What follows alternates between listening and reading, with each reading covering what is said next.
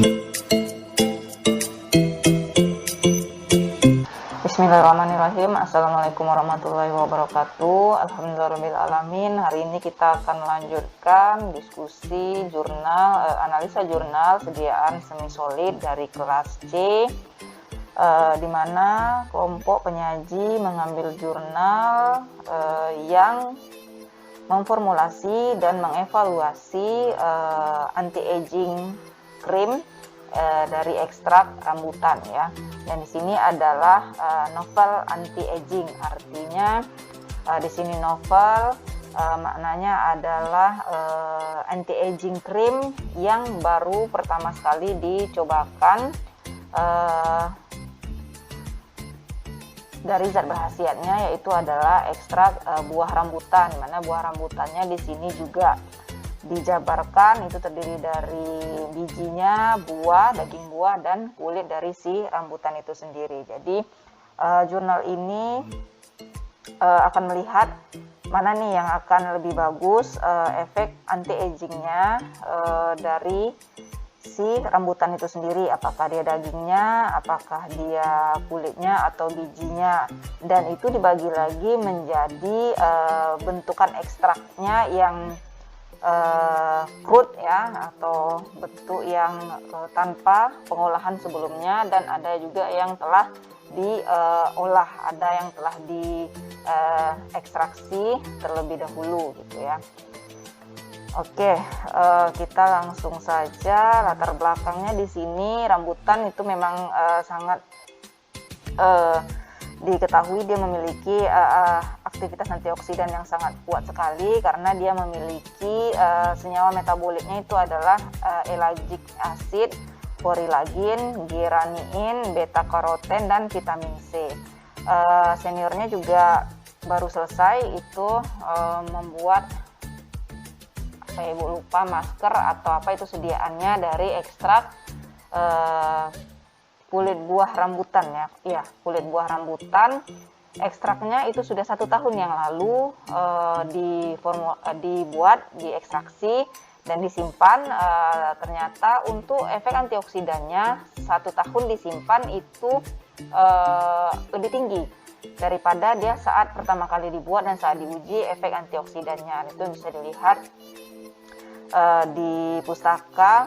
Seharusnya mereka sudah menyerahkan karena sudah ada yang, ibu lupa apakah mereka sudah wisuda atau belum.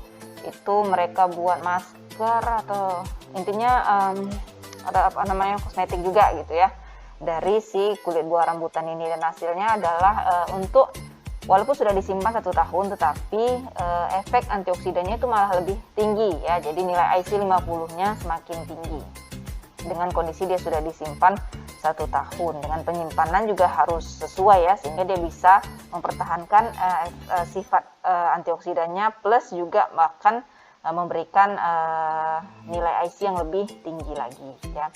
Pada penelitian selanjutnya ini telah diketahui bahwa ekstrak dari si rambutan ini dapat menghambat oksidan ya, high antioksidan, memiliki efektivitas antioksidan yang tinggi sekali, juga bisa sebagai antibakteri, antihiperglikemia, bahkan virus herpes simplex ya, tipe 1. Oke, itu latar belakangnya. Jadi pada penelitian ini diambil latar belakang, atau latar belakang itu adalah suatu permasalahan ataupun yang membuat kita tertarik nih. Wah, sebelumnya sudah dilakukan penelitian, dia bagus, tapi penelitian tersebut hanya menguji sampai di ekstraknya saja dia punya nilai IC bagus. Kita lanjutkan penelitiannya, bisa nggak nih dari si ekstrak tadi kalau diformulasi, apakah dia bisa memberikan nilai antioksidan yang lebih bagus, tetap, atau bahkan kurang. Jadi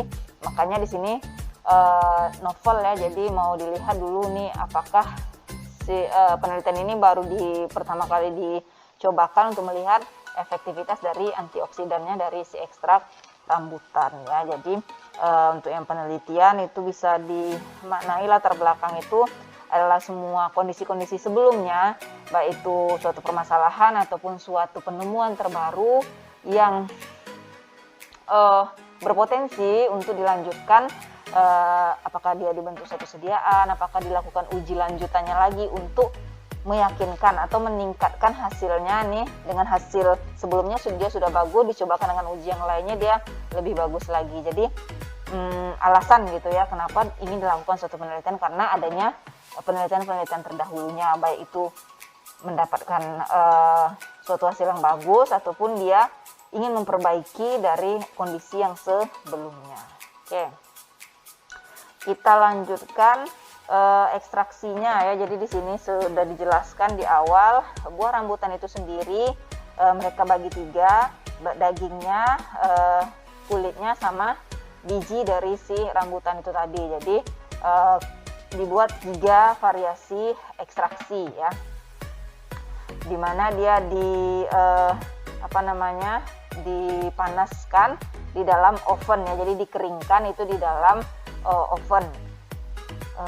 Kemudian dia nanti di blender untuk mendapatkan serbuknya. Yang lanjutnya nanti baru dilakukan ekstrak dengan pelarutnya, itu adalah petroleum ether, etil asetat, kloroform, dan metanol. Jadi ada 4 jenis juga dari si pelarut yang digunakan. Yang selanjutnya nanti baru didapatkan dari si ekstraknya atau dipekatkan lagi dengan rotary evaporator.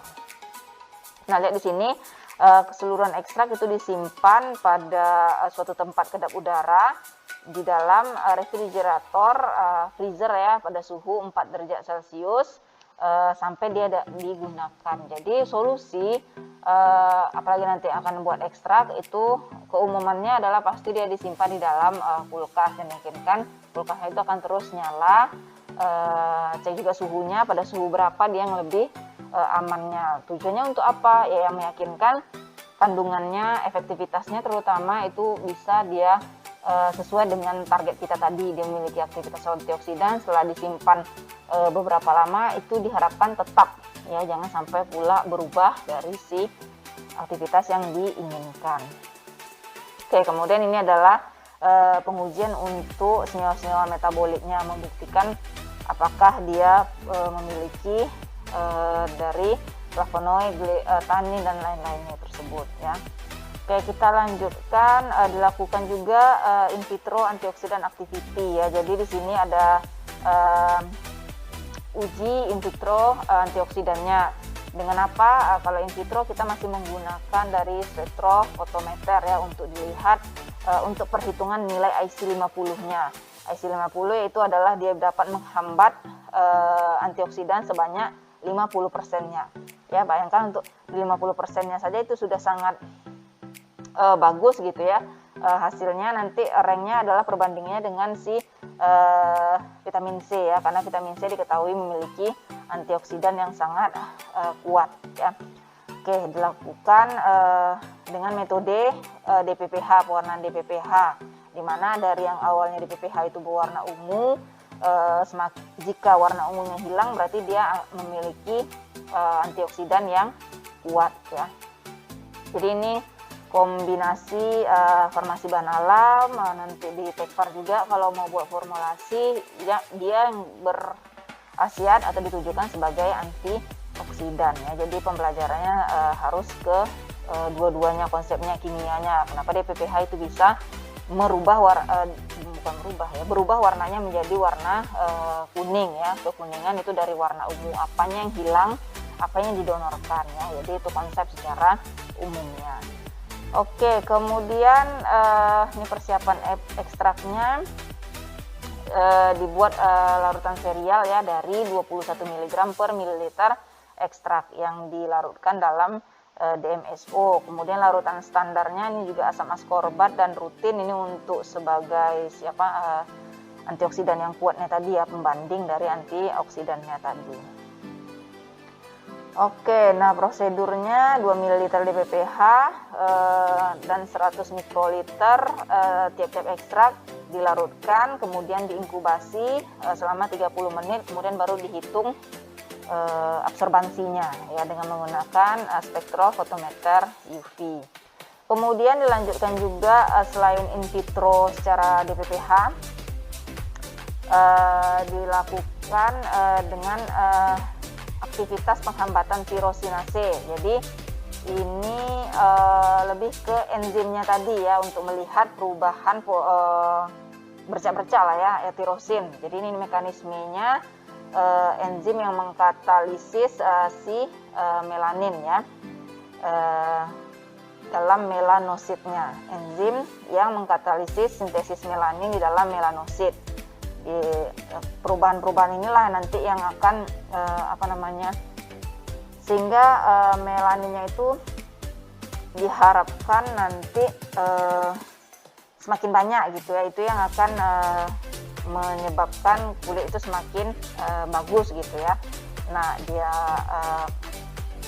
pengujian dari sediaan ini juga dilihat dari si in vivo menggunakan enzim tirosinase-nya tadi ya. Jadi in vitronya secara UV spektrofotometer, dilanjutkan lagi dengan in vivo melihat dengan perubahan dari melanin kulit ya, pigmennya, kekenyalannya, bercak-bercak hitamnya ya, seperti itu adalah untuk pengujian dari si kulitnya. Jadi kalau spektro jelas itu alatnya spektro, kalau tirosinase ini adalah dia langsung diaplikasikan ke kulit. Nah, nanti ada alat khususnya lagi yang akan mendeteksi bagaimana kondisi kesehatan dari si kulitnya tadi setelah digunakan zat aktifnya, sediaannya.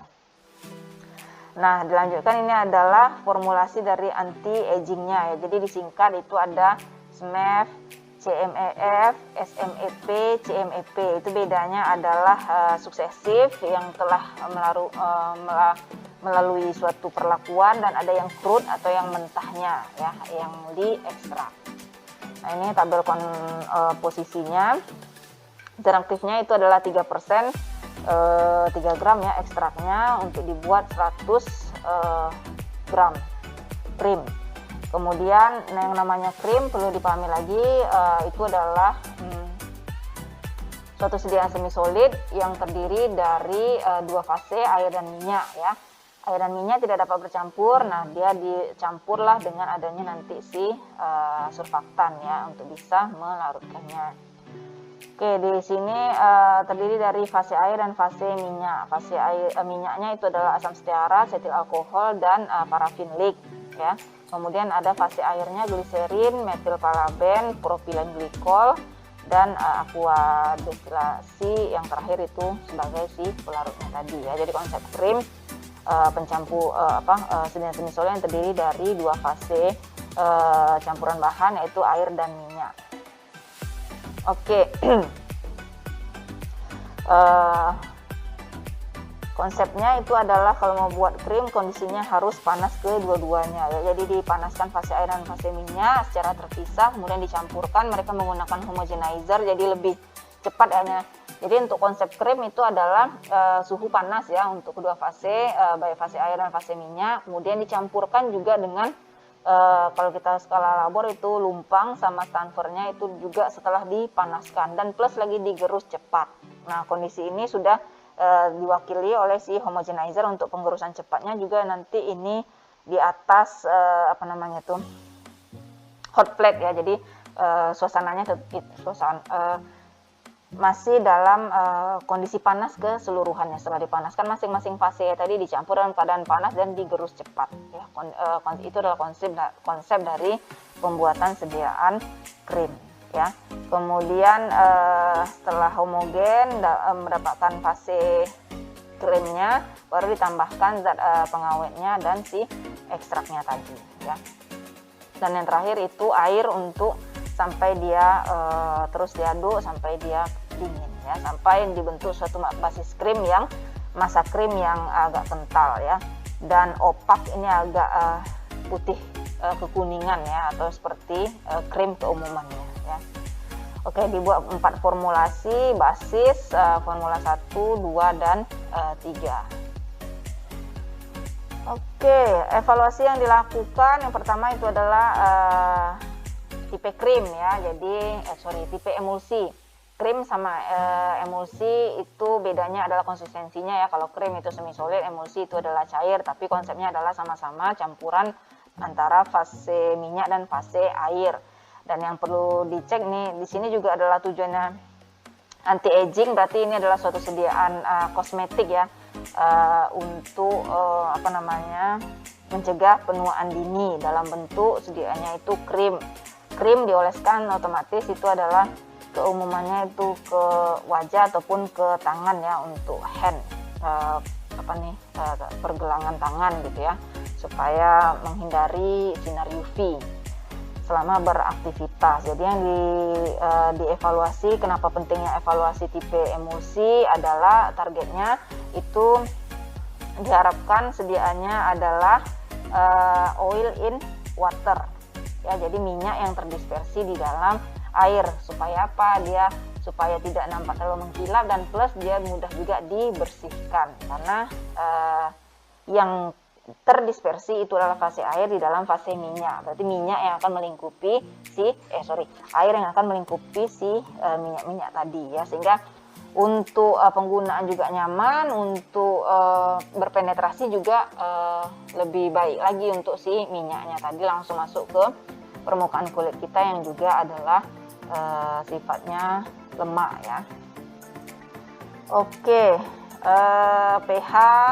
Nah, pH untuk sedang semi solid dia juga punya rank yang masih diperbolehkan. Untuk pH kulit itu ada 4,5 sampai 6,5 atau bahkan sampai di 7 yang paling maksimalnya ya. Jadi artinya rank pH kulit yang masih diperbolehkan. Homogenitas untuk melihat sebaran dari si minyak dalam airnya ini, dia homogen plus ekstraknya ya. Itu apakah dia tersebar secara rata. Kemudian penampilannya baik itu warna, kelembutannya tadi gitu ya. Oke, itu juga dinilai. Dan setelah dioles ya, apakah terlalu berminyak gitu ya, ataupun dia sudah lembut setelah dioleskan. Ini adalah kelihatan ya, jadi setelah dioleskan itu bagaimana bentukan si krimnya itu di kulit wajah, apakah terlihat berminyak tadi atau dia samar ya, jadi tidak terlihat seperti sedang menggunakan gitu. Kemudian mudah dicuci atau tidaknya ya, jadi ini juga penting juga, karena ini krim ya, itu ada komposisinya campuran air dan minyak, jadi dia mudah atau tidak dia saat dicuci nanti. Kemudian ada nilai keasaman sama nilai saponifikasi ya. Asam itu juga berkaitan ke kondisi di kulit nanti gitu, terlalu asam ataupun terlalu basah. Kemudian menyebabkan yang kedua itu saponifikasi, mudah tercuci atau terbentuknya nanti dari si busa gitu ya. Dan tes iritasi pada kulit, juga ada batas mikroba ya, batas mikroba yang masih diperbolehkan. Jadi sangat banyak sekali untuk evaluasi, itu baru si fisiknya saja. Ini masih ada lanjutannya lagi untuk uji stabilitas dipercepat ya, baru dievaluasi anti agingnya ya. Nah, ini yang pakai alat yang Ibu bilang tadi, kosmetologi expert, itu dilihat kondisi perubahan dari kulit sebelum dan setelah menggunakan dari si krimnya itu sendiri. Ini uji tempel ya, untuk melihat dari kondisi kulit setelah dia dioleskan. Oke, kita lihat ke hasilnya. Intinya dari keseluruhan hasilnya in vitro, pengujian antioksidan secara in vitro, bahwa formula yang memiliki nilai IC50 yang paling bagus, yang paling kecil ya, jadi IC50 itu targetnya adalah yang paling kecil, karena yang paling baik itu adalah di bawah si asam vitamin C, asid ascorbic itu adalah di bawah 50 ya, jadi berarti harus mendekati ke 50. Nah, di sini adalah yang paling baik itu adalah yang crude methanol extract flash ya, jadi daging ya. Ternyata daging buahnya yang paling bagus nilai IC50-nya itu adalah di 98,71 mikrogram per mililiter. Yang lainnya juga ada, tetapi tidak, potensinya adalah sedang sampai ke lemah ya, baik itu si kulit ataupun bijinya. Kemudian dilihat lagi dari si tirosinase inhibisi, penghambatan tirosinase, juga si crude methanol extract flash-nya ini juga yang paling bagus ya, karena dia yang paling kecil ya, 43,8 mikrogram per mililiter. Walaupun dari pembanding itu masih jauh sebenarnya ya. Kalau si in vitro antioksidan tadi pakai spektro, pakai vitamin C itu 11,50 ya, sedangkan hasilnya itu masih di 98. Kemudian di tirosinase inhibisi itu pembandingnya adalah galik acid, nilai IC-nya 22, yang didapatkan 43, hampir setengahnya ya, hampir setengahnya, walaupun masih jauh tapi sudah mendekati dari setengah nilai pembandingnya. Kemudian ini adalah metabolitnya tadi ya, apa yang didapatkan dari masing-masing metabolitnya. Kita bisa lihat di CMEF ya, crude methanol extract flash sama pil ya, kulitnya yang crude ya. Oke, ternyata itu mengandung alkaloid, ada kedua-duanya, alkaloid, karbohidrat, flavonoid, tanin, dan minyak ya. Oke, lemak jenuhnya. Oke, nah ini untuk hasil in vitro IC-nya ya, perhitungan IC-nya. Dilanjutkan lagi sama tirosinase-nya tadi ya, untuk si datanya ya. Tadi adalah penjelasan hasilnya, yang baru kita lihat itu adalah untuk si datanya. Dilanjutkan ke evaluasi anti-aging dari formulasi krimnya tadi ya. Dari tes tipe emulsi didapatkan tipe emulsinya adalah oil in water ya, jadi minyak di dalam air. Ini yang target yang diharapkan ya, karena akan lebih nyaman saat digunakan dan mudah pula dicuci. Untuk pH dalam range 4,3 sampai di 5,20, jadi masih masuk dalam range yang masih diperbolehkan untuk digunakan di kulit. Kemudian nilai asam dan keterbusaannya, membuat dia terbusa, itu dia masih satisfactory, masih bisa diterima ya, nilainya itu masih bisa diterima oleh si kulit. Kemudian tes iritasi, seluruh formula tidak menyebabkan kemerahan, edema, inflamasi ataupun iritasi selama tes dilaksanakan. Berarti dia aman untuk digunakan pada kulit. Kemudian physicochemical test. Jadi physicochemical test yang dilakukan di sini dilihat apakah yang tadi itu ya, type of smear form. Jadi tidak terlalu mencolok lah hasilnya, kemudian dia nyaman digunakan dan mudah dicuci ya, untuk physicochemical testnya. Oke, dari keseluruhan hasil itu bagus lah ya intinya. Nah, ini untuk hasil keseluruhannya, seluruh formulasi itu sama nilainya ya. Untuk hasil stabilitas dipercepat itu tidak terjadi adanya pemisahan. Jadi stabilitas dipercepat, apalagi ini adalah emulsi, tujuannya adalah untuk melihat apakah pada saat kondisi penyimpanan suhu ekstrim, panas ataupun dingin, selama siklus yang ditentukan itu tetap tercampur homogen antara fase air dan fase minyaknya tadi. Jadi bisa dilihat di sini tidak terjadi perubahan baik itu warna dari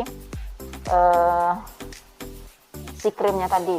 Perubahan warna itu akan berkaitan dengan ketercampuran antara fase minyak dan air tadi, plus dari si ekstraknya juga ya. Jadi ekstrak kan tadi juga memberi warna agak kecoklatan.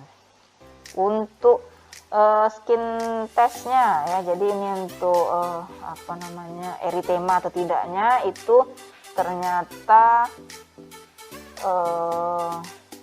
untuk formula crude methanol extract flash dan crude methanol extract pilnya itu tidak memberikan hasil yang jelek ya, artinya hasilnya bagus, tetapi eritema ringan itu terjadi pada 3 volunteer. pada intinya eritemanya itu masih level kecil gitu ya, tidak terlalu meresahkan pada saat pengujiannya tadi, walaupun memang ada terjadi kondisi ringan untuk terjadinya eritema. Berarti nanti kelemahannya adalah pada saat di skin patch testnya ini tadi ya. Jadi bisa nanti formulasinya ini berarti untuk supaya bagus formulasinya untuk keseluruhan itu bisa dianalisa atau dicari solusi bagaimana hasilnya supaya tidak menyebabkan timbulnya eritema ya, baik dari formulasinya ataupun dari si konsentrasi ekstrak yang digunakan. Oke lah, jadi secara keseluruhan untuk rancangan formulasi yang dibuat itu memiliki efektivitas antioksidan, di mana yang paling baik itu adalah dari si crude methanol extract flash sama successive methanol extract flash ya. Jadi kedua formula dari 4 formula yang dibuat itu ditariklah 2 formula yang paling memberikan seluruh nilai evaluasi yang paling baik bagi setelah dievaluasi. Oke, selanjutnya kita akan lanjutkan ke diskusi dan tanya jawab. Untuk kelompok jurnal semi solid ini hanya 2 orang yang memberikan pertanyaan. Yang pertama Fadil Hadi, yang kedua itu adalah Winda Rahmaningsi. Oke, kita akan bahas pertanyaan pertama itu dari Fadil Hadi tentang bagaimana hasil dari evaluasi terhadap penghambatan tirosinase-nya? Apakah krim memiliki efek sebagai antioksidan dan formulasi mana yang terbaik? Jadi Fadil itu mungkin bisa dilihat lagi di jurnalnya. Sangat jelas di jurnalnya tadi juga penjelasannya sudah Ibu jelaskan tadi, bahwa yang pertama dilakukan in vitro dengan melihat absorbansi menggunakan spektrofotometer UV, dilanjutkan dengan in vivo-nya dengan uji tirosinase ya, penghambatan enzim tirosinase untuk melihat si perubahan kondisi dari melanin di kulitnya tadi gitu ya.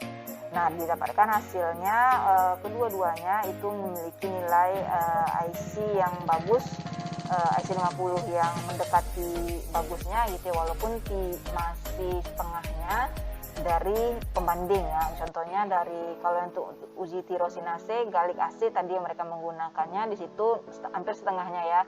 Nah, pembandingnya itu adalah di 22, hasilnya itu adalah di 43 ya. Jadi oke, ini Hervinia menjawabnya ini yang untuk di UV spektrofotometer ya. Jadi nanti bisa diperbaiki lagi untuk Hervinia, bahwa yang Hervinia sudah tulis ini adalah untuk dari si penggunaan UV spektrofotometer, sedangkan pertanyaannya adalah tirosinase, beda di angkanya ya. Jadi ini adalah untuk secara in vitro. Nah, pertanyaan Fadil itu adalah yang in vivo-nya tadi. Hasilnya adalah ya dia bagus untuk aktivitas antioksidannya. Berarti nanti di hasilnya itu adalah terjadi perubahan kulitnya tadi ya. Jadi melaninnya itu lebih banyak ya dihasilkan. Oke, terima kasih Fadil dan Hervinia. Pertanyaan kedua itu dari Winda Rahmaningsi untuk apa tujuan dari uji nilai asam dan saponifikasi atau terbentuknya busa tadi ya. Oke, dijawab yang pertama itu oleh Waldi untuk keasaman, sama seperti yang sudah Ibu jelaskan tadi, kita mau melihat itu kaitannya ke pH kulit ya. Kalau terlalu asam itu nanti bisa menjadikan iritasi ataupun nanti kulitnya menjadi bersisi. Kemudian untuk pertanyaan keduanya untuk saponifikasi, karena di penyabunan ya asam stearat untuk pembuatan krim. Jadi salah satu bahan di fase minyaknya itu adalah asam stearat, di mana akan menggunakan di mana pada jurnalnya menggunakan KOH yang menghasilkan jadi asam stearat dengan KOH itu dapat menghasilkan bentuk konsistensi yang lunak, juga memberi efek terbentuknya si sabun tadi. Nah, jadi uji saponifikasi ini juga dilihat kondisinya nanti busa yang terbentuk misalnya pada saat dicuci ataupun nanti kebasahan atau dari si kulitnya tadi ya. Jadi asam dan basa atau pembentukan dari sabunnya. Oke, sudah seluruh pertanyaan yang dijelaskan. Terima kasih. Semoga bermanfaat. Untuk lebih jelasnya mungkin bisa dimintakan jurnalnya kepada kelompok penyaji. Ibu cukupkan. Terima kasih. Assalamualaikum warahmatullahi wabarakatuh.